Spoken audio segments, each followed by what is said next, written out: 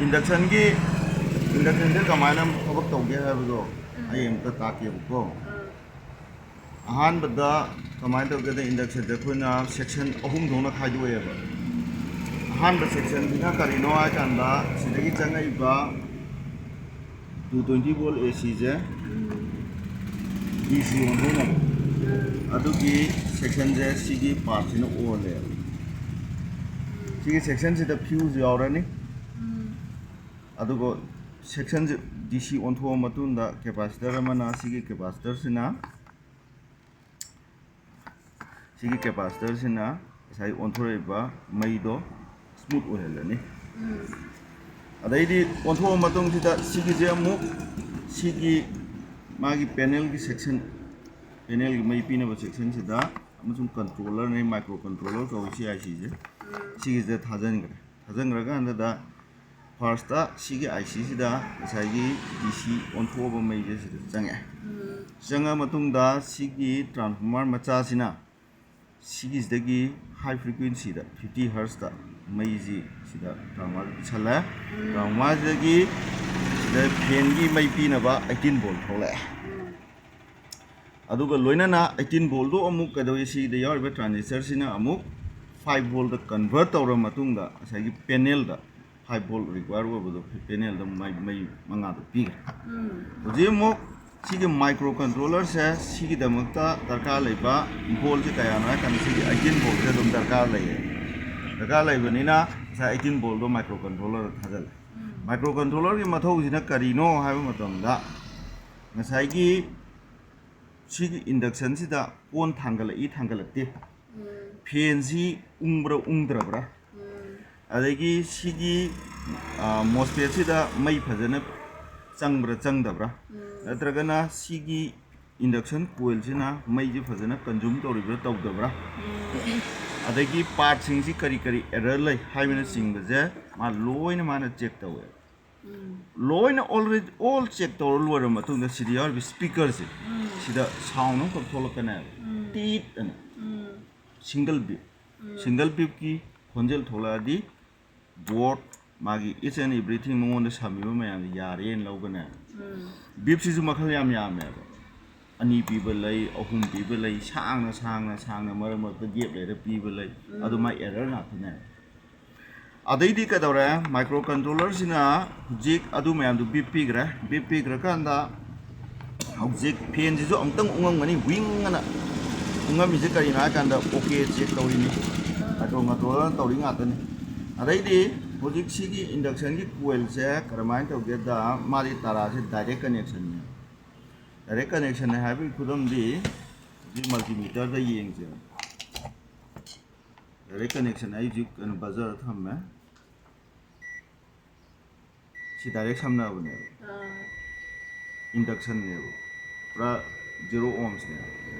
sigi jida 220 volt je direct thajan targadi 220 volt oi 300 something oi gra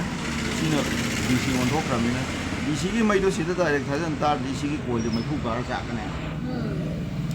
adu sak na ba mai thajan da biya de kai gino da mai thajan da tar di sigi induction je magnetic field tholo oi do ta de thajan ga ta ke do ni kan si MOSFET sida sigi MOSFET sida source drain gate ana lay sina source ni sina drain source ka drain ge koi loba onai aduga sigi gate sida sigi microcontroller dagi signal ama pide sigi signal de het phangbaga sigi source ka drain ge direct connection pide ni na kai dore induction na mai je direct chang ne kuina jangan be yade millisecond ni jangan leje millisecond ni second lam phan jangan ya punte ngaktam amtak millisecond lam chang badadi coil sakti mai disturb tawde adugi millisecond lam chang bagi matam do madu mayam do punjal lagane ma koina watt an sarai adugi millisecond am mo mai load lawni da mai thengai na di mai je khangong mamdro battery ju mai pek ka ba khangong mam adugi mam badu ne ba koina load lo ba hai adu load tu maya punjal lagan watt on thrai ne ꯑꯗꯨꯅ ꯁꯤꯒꯤꯁꯤꯗ ꯍꯧꯖꯤꯛ ꯀꯩꯗꯧꯒꯦ ꯍꯥꯏ ꯀꯥꯟꯗ micro ꯀꯟꯇ꯭ꯔꯣꯂꯔꯒꯤ ꯁꯤꯒꯅꯦꯜꯁꯦ ꯌꯥꯝꯅ ꯄꯤꯁꯜꯂꯕ ꯌꯥꯝ ꯊꯨꯅ ꯄꯤꯁꯜꯂꯕ ꯑꯗꯨ ꯑꯣꯏꯇꯥꯔꯗꯤ ꯀꯩꯗꯧꯅꯤ ꯍꯥꯏ ꯀꯥꯟꯗ ꯂꯣꯠ ꯌꯥꯝꯅ ꯂꯧꯔꯗꯤ ꯍꯥꯏꯗꯤ ꯁꯝꯖꯟꯅꯕꯒꯤ ꯃꯁꯤꯡꯗꯨ ꯍꯦꯜꯂꯦꯗꯅ ꯃꯌꯥꯝ ꯄꯤꯁꯜꯂꯕꯅꯤꯅ ꯁꯝꯖꯟꯅꯕꯗꯨ ꯃꯁꯤꯡ ꯌꯥꯝ ꯁꯝꯖꯟꯅꯔꯅꯤ ꯁꯦꯀꯦꯟ ꯑꯃꯗ ꯑꯗꯨ ꯑꯣꯏꯇꯥꯔꯗꯤ ꯂꯣꯠ ꯌꯥꯝ ꯂꯧꯔꯅꯤ ꯂꯣꯠ ꯂꯧꯔꯕꯅꯤꯅ ꯋꯥꯠ ꯌꯥꯝ ꯆꯥꯎꯔꯅꯤ ꯁꯤꯗ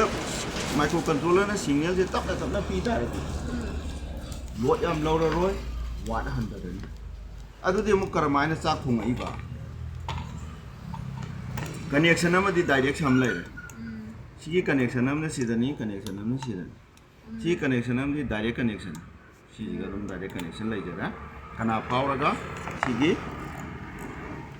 इंडक्टर जे पावर हौजे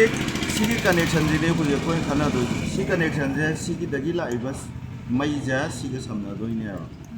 समना अब जे कुइन समना बे आदे चाक दो अदु इता दे दो ने आकन सिदा सिग्नल एक फंगबगा सिगा सिगा समना रे सेक समना बगा सिदा मई चेले मई चेलिङैसिदा सिदि मई चेन मईदि सोमदा सिग्नलदुदि टोखरे सिग्नल टोखरे मई अमु तत्खरगसु सि